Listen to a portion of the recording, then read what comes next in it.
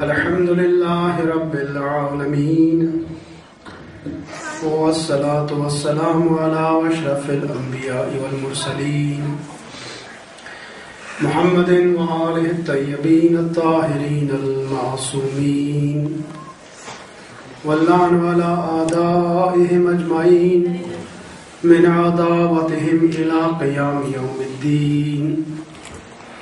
أما بعد فقد قال الله سبحانه وتعالى في كتابه المجيد والفرقانه الحميد. بسم الله الرحمن الرحيم. ولا تحسبن الذين قتلوا في سبيل الله أمواتا بل أحياء عند ربهم يرزقون. صدق الله العلي العظيم وصدق رسوله النبي الأمين الكريم. السلام عليك يا أبا عبد الله وعلى الأرواح التي هلت بفنائك. عليك مني سلام الله أبدا ما بقيت وبقي الليل والنهار ولا جعله الله آخر العهد مني لزياراتكم. السلام على الحسين وعلى علي بن الحسين وعلى أولاد الحسين وعلى أصحاب الحسين لا سيما أبا الفضل العباس وعلي الأكبر صلى الله عليه وسلم. I recited to you an ayat of the Quran which says وَلَا تَحْسَبْنَ الَّذِينَ قُتِلُوا فِي سَبِيلِ اللَّهِ أَمْوَاتًا بَلْ أَحْيَاءٌ عِنْدَ رَبِّهِمْ يُرْزَقُونَ. Do not consider those who are killed in the way of Allah subhanahu wa ta'ala as dead. بَلْ أَحْيَاءٌ, but they are alive and they are seeking sustenance from Allah subhanahu wa ta'ala, from their Lord. And who could be more alive than Imam Hussain al-Islam himself, who is Sayyidul Shuhada, the prince of the martyrs, the doyen of the martyrs. There's a hadith from Imam Hassan Askari al-Islam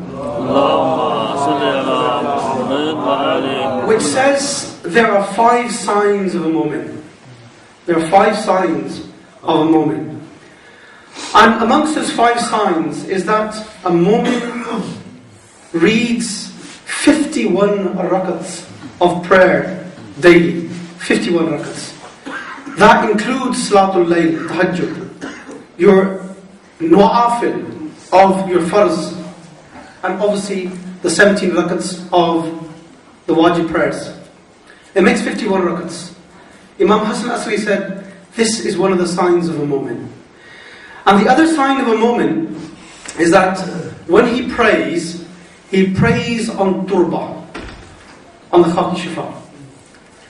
The third sign of a moment is that when he recites any surah, he says Bismillah ar-Rahman ar-Rahim bil-Jahr, by open voice, even when you are reciting Dhuhr and Asr. The fourth sign, which the Imam has narrated, is that a mu'min wears a ring on his right hand. And the fifth sign is that a mu'min visits the grave of Imam Hussain al-Islam on Arbaeen. On Arbaeen. People often ask this question, why is it that the amount of people on Ashura are less than the people on Arbaeen? The least figure, the smallest figure I have heard of this Arbaeen is that it was 8 million people. 8 million. But I've also heard ulama say that the number is actually double that. 16 million people arrived in Karbala for ziyarat of Arbaeen. You have heard from the ulama the status of doing the ziyarat of Imam Hussain al-Islam. Ulama have said that doing the ziyarat of Imam Hussain al-Islam, it is equivalent of doing 70 Hajj. 70 Hajj. And those Hajj are maqbool, meaning they have been accepted. Doing one ziyarat of Imam Hussain Islam is equivalent of doing 70 Hajj which have been accepted. This is the status of doing ziyarat of Imam Hussain Islam. I have read in hadith literature the status of doing ziyarat. There are many hadiths which actually tell us what the status of doing ziyarat of Imam Hussain Islam. In some of the hadith literature, it says that if you visit Imam Ali, to the ziyarat of Imam Ali, it is though that you have done the ziyarat of Rasulullah. If you do the ziyarat of Imam Hassan in Jannat al-Baqi, Imam Zain al-Abidin, Imam Muhammad Baqir, Imam Jafar Sadiq alayhi salam, it is equivalent of doing the ziyarat of Rasulullah. Doing the ziyarat of any Imam is like doing the ziyarat of Rasulullah. If you go to Mashhad, Imam Raza al-Islam, it is like doing the ziyarat of Rasulullah. If you go to Baghdad, in Kafzaman, if you go to Samara, it is equivalent of doing the ziyarat of Rasulullah. When I read this hadith, it shook me. The hadith is this: Manzoor Hussain, whoever visits Qabr al-Hussain, who does the ziyarat of Imam Hussain, faqad zar Allah fi arshih. It is as though he has done the ziyarat of Allah in the arsh. And this is so powerful that it is the equivalent of visiting Allah. If you do the ziyarat of Imam Hussain, it is equivalent of doing the ziyarat of Allah fi arshih, in the arsh. So now you realize why doing the ziyarat, and there are books, thick books, written on the merits of doing the ziyarat of Imam Hussain Islam. Today's topic is to do with what happened after the martyrdom of Imam Hussain Islam. And in the next half an hour, 35-40 minutes, I'm going to just talk about some of the events which happened after the martyrdom of Imam Hussain Islam. After the Asr of Asr Yashur, Imam Hussain Islam was martyred. Many things happened, and some of these things are not mentioned in the ordinary majlis. And I feel because it is the Arbaeen, and these events are relevant to this particular commemoration, I want to talk about some of the events which are so important to know as well. And the names that I will say to you, these are important names in the sense, in order to understand the history of Karbala and the post-Karbala events, you have to know these names. As you grow up, you will hear these names over and over again. And some people, unfortunately, don't know who these individuals are. So there will be a repetition of the names and also the events which happened. After Imam Hussain was martyred, as you know, Shimr severed the head of Imam Hussain Islam.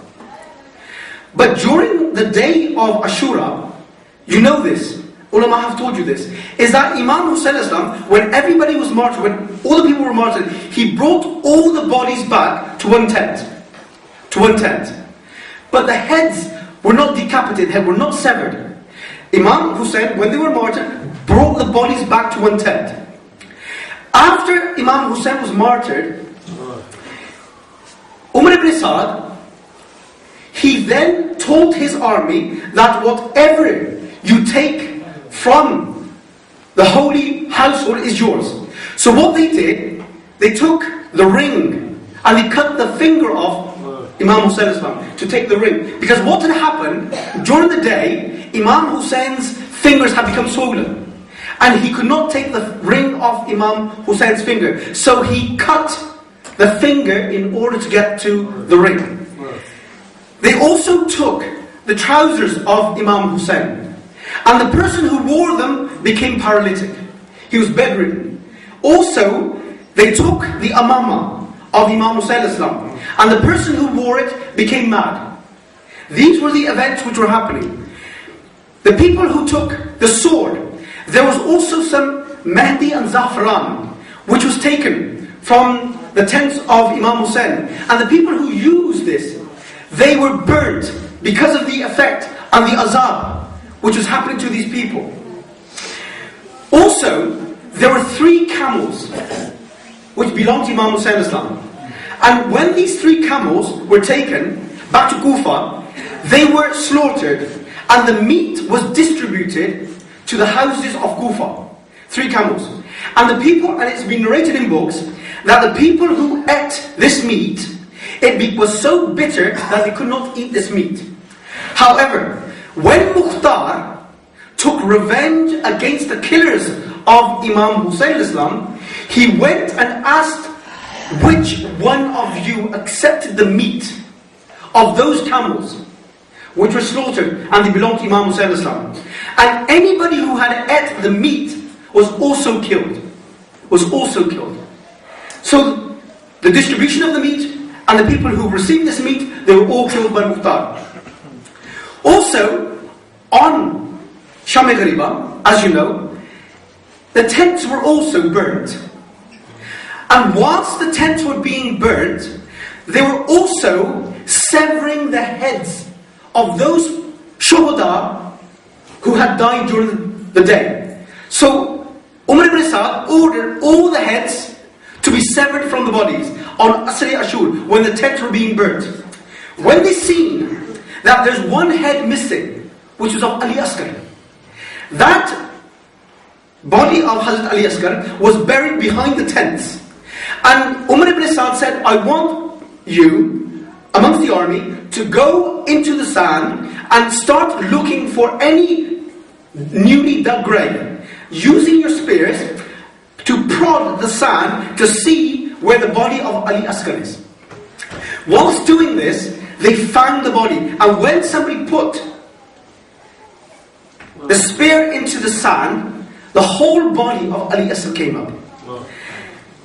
You would think that they would spare the body of Ali Asghar, but they didn't. They got the small body of Ali Asghar and they cut the head of Ali Asghar. And this happened on Sham-e Ghariba. Whilst the ladies were crying, they were also witnessing this as well on Sham-e Ghariba. The following day, there is no clear indication in history what day this event took place. This is the trampling of the bodies of the Shuhada of Karbala. Whether it was done on Asri Ashur or was it done on the following day. But from what I read, it was more than likely done on the 11th. What happened is that Umar ibn Sa'd told the soldiers that I want 10 of you to trample the bodies which were now in the open. This was on the 11th. He said, I want you to trample the bodies of the Shuhada of Karbala. When I read this, I could not believe this. Imam Hussain Islam, his body was so badly trampled that it says his ribs were broken so bad that they touched the other side of his rib cage. That the bones had become so crushed, it had become like powder. And when this is an event which happened, a alim went to the qabr of Hazrat Abbas al-Islam.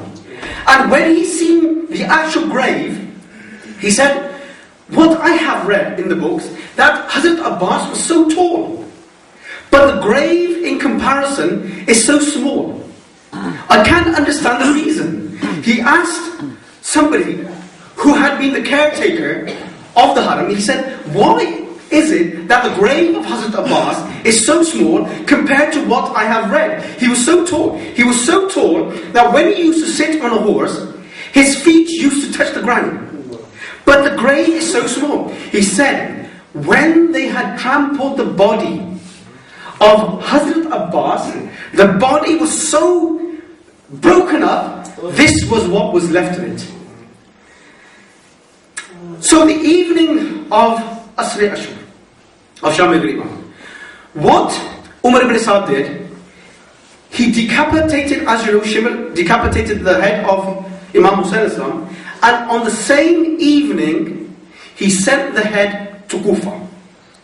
On the same evening.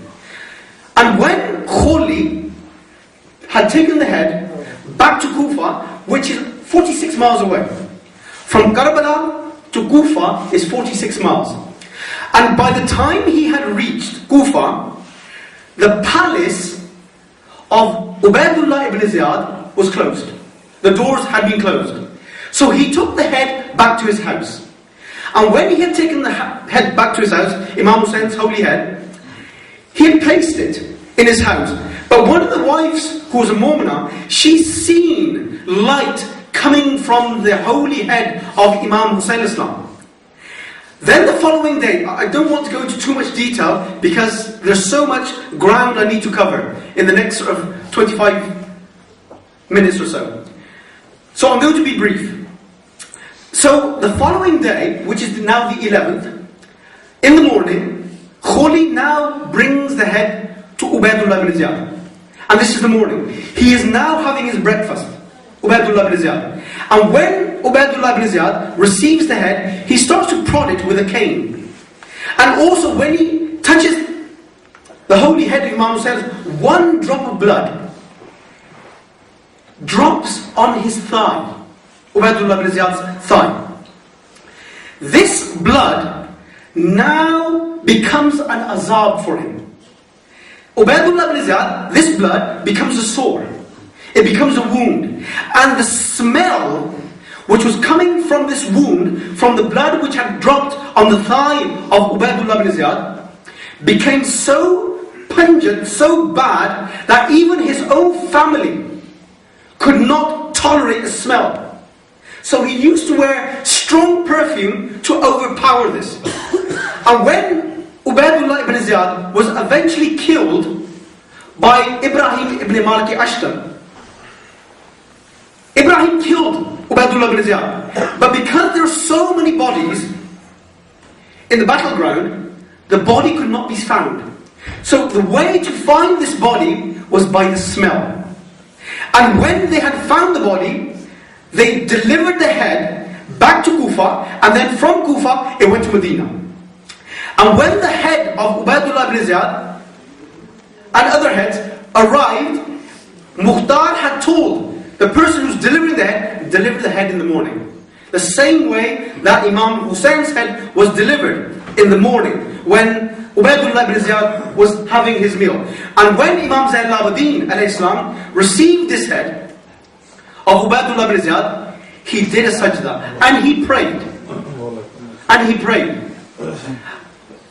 5 years had passed until Ubaydullah ibn Ziyad's head was delivered to Imam Zayn al-Abidin. From 61 Hijri to 66 Hijri, 5 years. During these 5 years, it has been said in the history books that the Bani Hashim, the family of Bani Hashim, they did not cook anything in their houses. And the term used, there was never fire or smoke rising from their household. That indicates that they never cooked. They never combed their hair. They never put surma in their eyes until the head of Ubaydullah ibn Ziyad was delivered to Imam Zayn al-Abidin. Then the family of the Ahlul Bayt, on the 11th, after Umar ibn Sa'd had buried his soldiers, this is the following day now, after Ashura, he buried his soldiers, and then after Zuhr, he left towards Kufa. Umar ibn Sa'd, on the 11th, after Zuhr, after burying his dead, and leaving the shuhada of the Ahlul Bayt and the companions on the sands, he left. And by the time he reached Kufa, it was again in the evening of the 11th. Ubaydullah ibn Ziyad was given information that Umar ibn Sa'd is now arriving in Kufa. He said, I don't want Umar ibn Sa'd to enter Kufa today. Wait for the following day, for the 12th, because I want to decorate Kufa. I want people to come out and to see this revolters, according to him, to be paraded through the bazaar, to be paraded through the streets, and everybody to see what is happening to the family of Rasulullah. So the following day, on the 12th, people are told that they can come out and see this. But he also told them that I want nobody with swords. He knew that maybe there is a chance that these people of Kufa might revolt against me. So when the morning came of the 12th, they entered. They were being paraded. They had no veils. They were in chains. About 40 camels carrying the Holy Family came into Kufa. Some of the people of Kufa didn't know who these people were. And some did. And some did.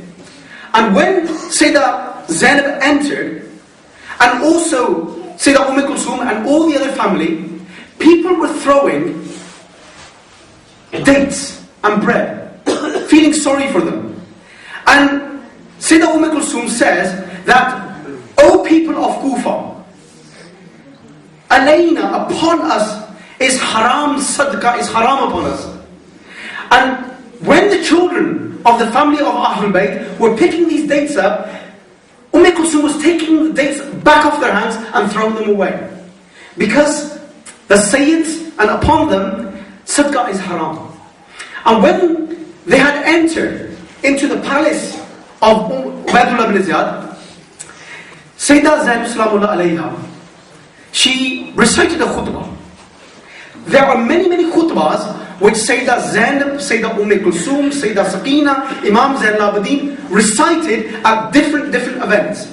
But just at the beginning of this khutbah, Sayyidah Zainab Salamullah alayha says, Alhamdulillah, wassalatu ala Abi Muhammad. Praise be to Allah and salutations upon my father, Muhammad sallallahu alaihi wasallam. And when people heard this, to say my father Rasulullah, and they're claiming to be Muslims, that shook people. That shook people. And when Sayyidah Zainab Salamullah was giving the khutbah, there were people who had heard Mawla Ali giving khutbahs as well in Masjid al-Kufa. And the voice, the style, the delivery was all as though Mawla Ali himself is delivering the khutbah. And one companion of Mawla Ali was saying, is Ali back from the dead? He said, no, it is the daughter of Imam Ali. One thing which I made a comparison is that this khutbah of Sayyidah Zainab Salamullah alayha, she says, As-salatu Abi Muhammad, meaning salutations upon my father Muhammad sallallahu alaihi wasallam.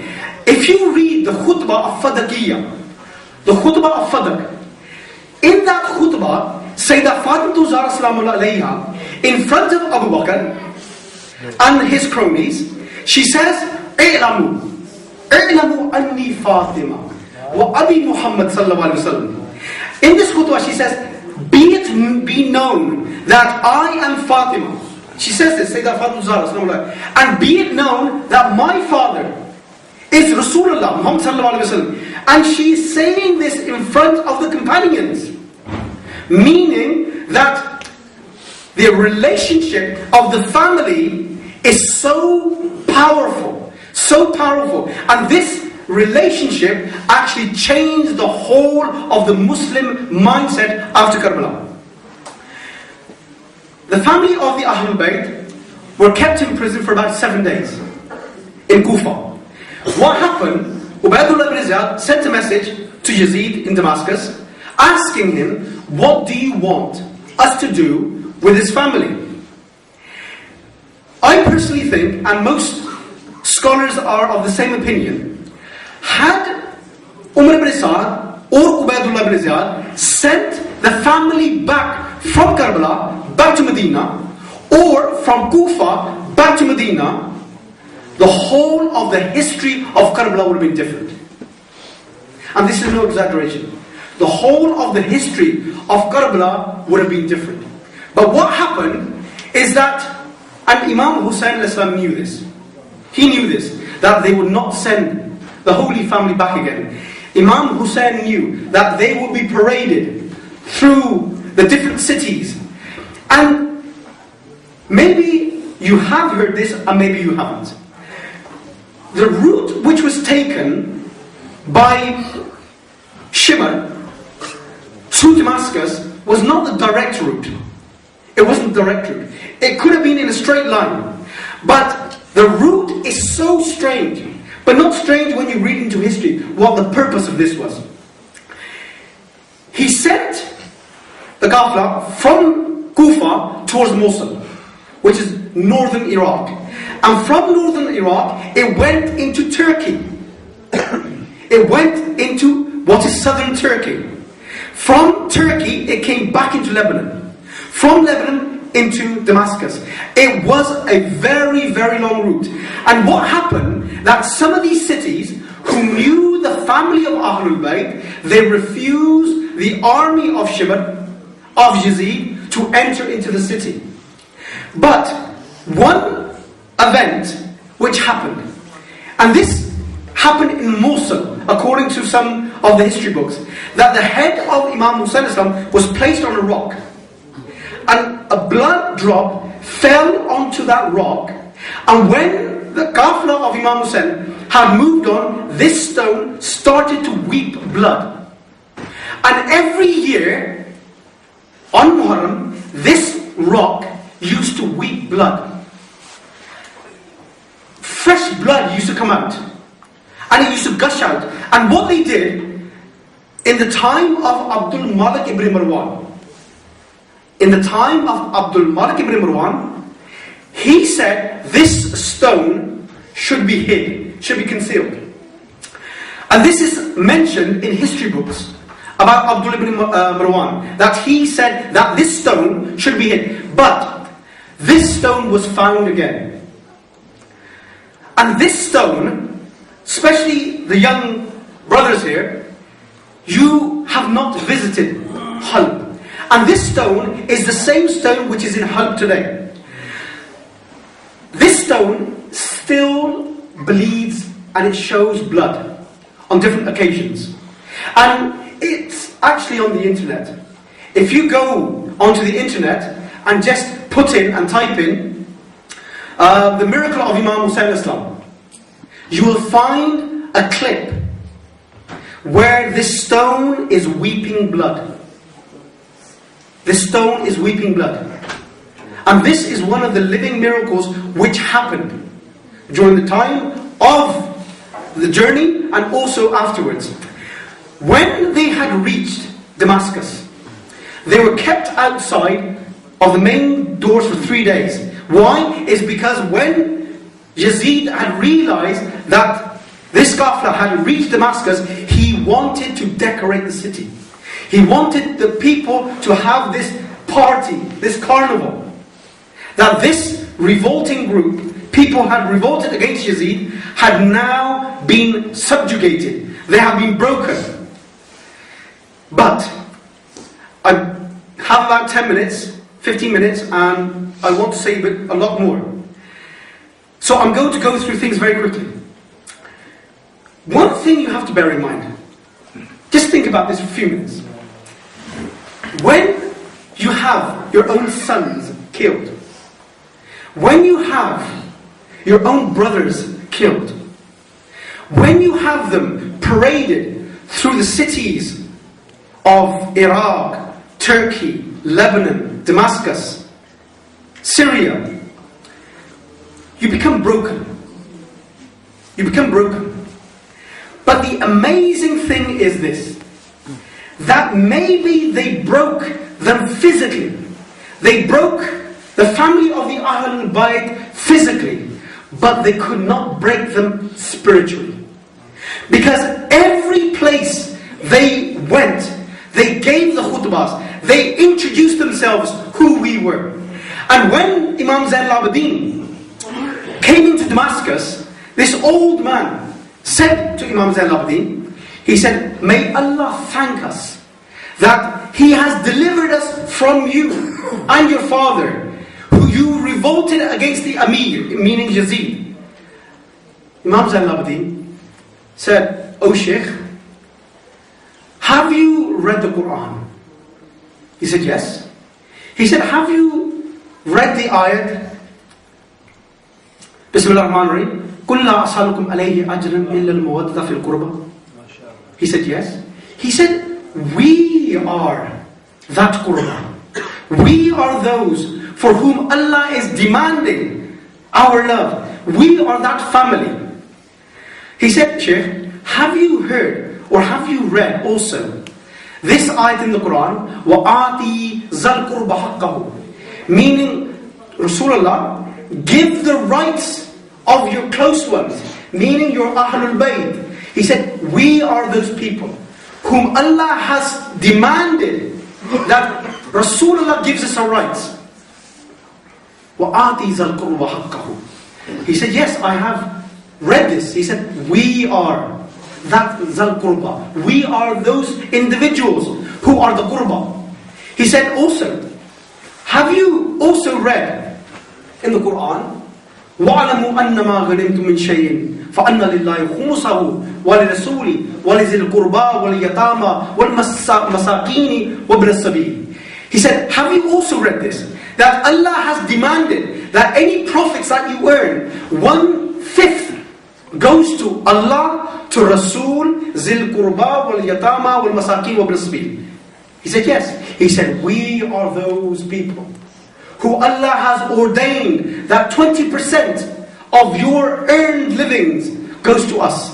He said, finally, have you also read this in the Quran? إِنَّمَا يُرِيدُ اللَّهُ لِيُذْهِبَ عَنْكُمُ الرِّجْسَ أَهْلَ الْبَيْتِ وَيُطَهِّرَكُمْ تَطْهِيرًا. He said, yes. He said, we are that family. We are that family who Allah has purified. He broke down in tears. He said, I did not know that you were this family. And this, over time, became one of the reasons why Yazid had to release the family of the Ahlul Bayt. Another thing which, an ash'ar, a poem, which has been narrated by Sheikh Abbas Qummi in Nafs al-Mahmoom. And I'll give you the translation. And the word itself is so powerful. The word is, and I'll translate it afterwards. The word is Banatul Wahi, meaning the daughters of revelation. And it says the daughters of revelation. This word itself is only two. Banatul Wahi, the daughters of revelation. What that means is that this family is a family upon whom revelation descended. And it continues by saying that Banat al-Wahi, the daughters of revelation, are standing in front of Yazid.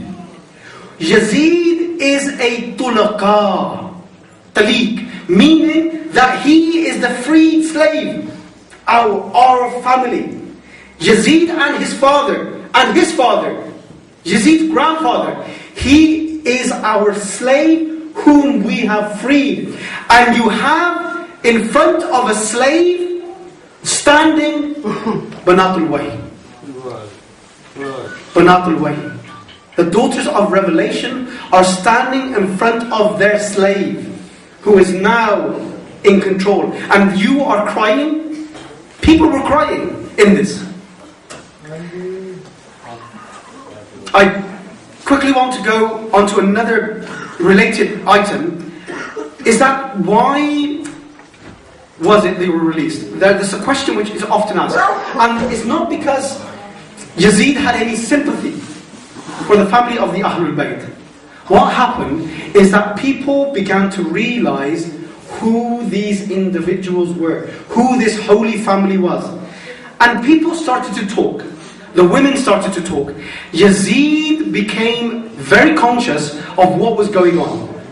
He knew that keeping this family in prison is going to be a liability, is going to be a danger for him. So what he did, he released them.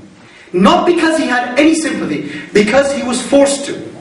Had he kept the family of Ahlul Bayt in prison in Damascus, there would have been a revolution in Damascus, because the people were becoming aware of what was happening.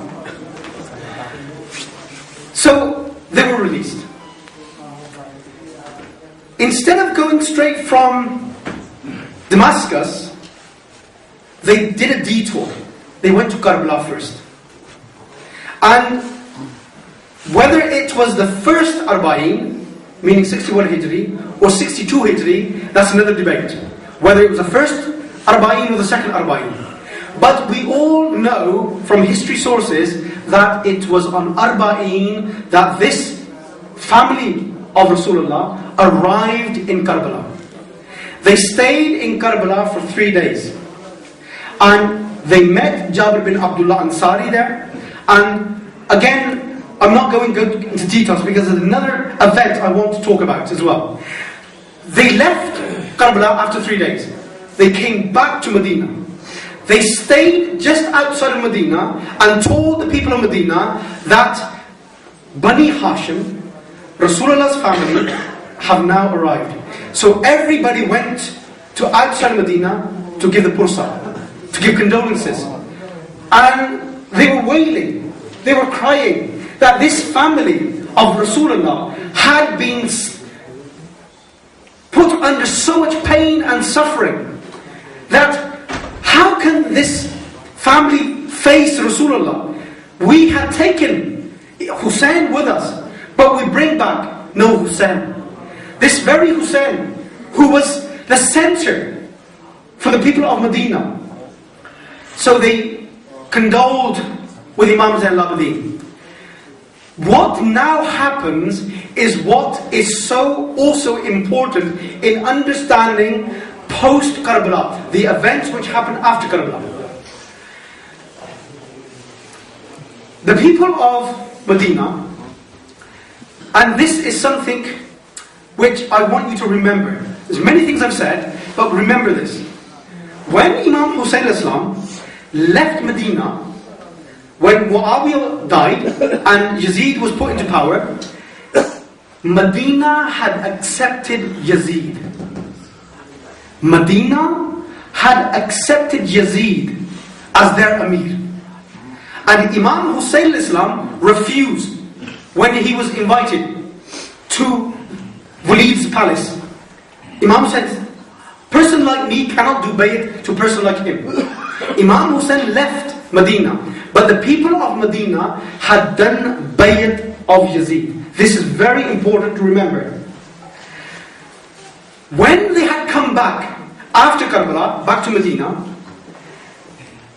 they sent a group of people, the people of Medina. They sent a group of people to go back to Damascus and find out what type of person Yazid is. They came back, and the leader of this group was Abdullah Hanzala. Hanzala was one of the companions of Rasulullah. And Abdullah Hanzala, he said that Yazid is a drunkard. He plays with monkeys, he has dancing girls, he doesn't pray, he has all the bad things that you have heard over history. They then broke the bay'ah. What does bay'ah mean? Is the allegiance. They broke the allegiance. The people of Medina now broke the allegiance to Yazid. Yazid now sends an army from Damascus of 12,000 soldiers. 12,000 soldiers are now sent to do what? To ransack Medina, to kill the people of Medina. When the army arrives just on the outskirts of Medina, it's a place called Hurra, just on the borders of Medina. And the people of Medina realize that Muslim ibn Uqba, with his army, has come to ransack and to kill the people of Medina. Why? Because they had broken the allegiance to Yazid. There's a battle in Hura. It's a famous battle, but not very often mentioned on Sunni, I have to say this, on Sunni stations. And there's a whole reason why there's so silence on these issues. They fought in this battle. The people of Medina lost. They lost this battle. These army of Yazid were given orders that whatever you do in Medina for 3 days you can do. You can rape the women, you can kill the women, you can do whatever you like for 3 days in Medina. And what they did, they tied horses in Masjid al-Nabawi. In one book I read, it says they actually drank alcohol in Masjid al-Nabawi. They had dogs, Ma'azallah, in Masjid al-Nabawi. They killed the companions of Rasulullah in Medina. They also killed those who hafiz of the Quran in Medina. They also killed the women and children in Medina. And the figure is, they killed 10,000 people in Medina. 10,000. But the point which really got my heart and made me think of the people of Medina is that when Muslim ibn Uqba stayed there, he forced the people of Medina not to just do bayat. This is the important point. It wasn't to do the bayat again. It wasn't a bayat again. Muslim ibn Uqba and Yazid's army, what they now demanded is that you Muslims, women, children and men, are now slaves. It wasn't a bayat now. A bayat is that you just claim that whatever the ruler does you accept. But now they were being forced into slavery. They had to do the bayat on becoming the slaves of Yazid. And those individuals who refused to do the bayat, not the bayat of just accepting him, but becoming slaves, they were also killed. They were also killed.